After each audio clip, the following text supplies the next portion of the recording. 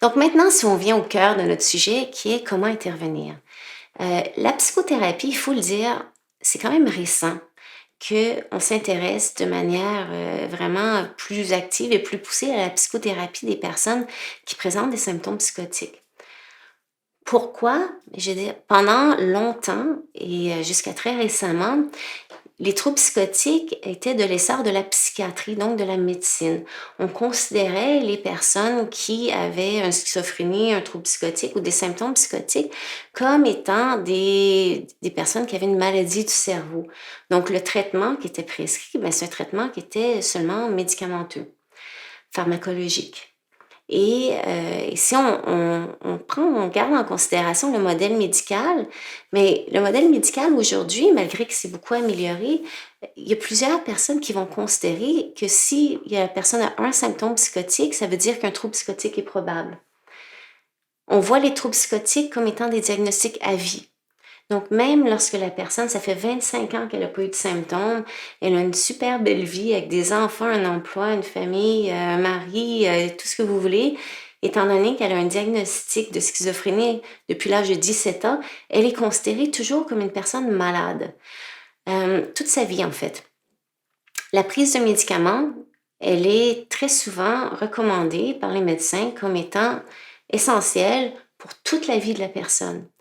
Et donc, essentiellement, le modèle médical a une vision plutôt pessimiste du pronostic. On voit la personne qui se retrouve à l'hôpital en crise et donc, automatiquement, il y a cette perception que cette personne qui est désorganisée ne pourra plus jamais être organisée et avoir une vie normale.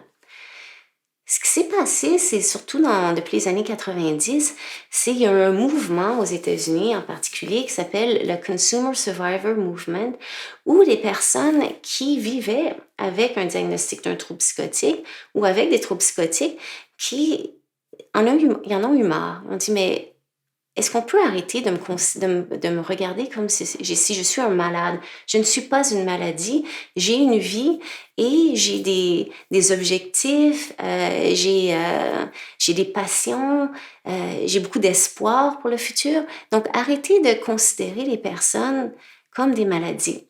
Et donc, ce mouvement-là a fait en sorte qu'on a remis au cœur du traitement l'individu avec ses espoirs, avec ses quêtes, comment elle se retrouve une nouvelle identité, comment elle comprend ce qu'elle a vécu, quelles sont ses nouvelles cibles, quelles sont ses valeurs, ses objectifs de vie, quel est son projet de vie. Et ce mouvement-là est beaucoup basé sur l'espoir, avec l'idée que plusieurs personnes, en fait, se rétablissent.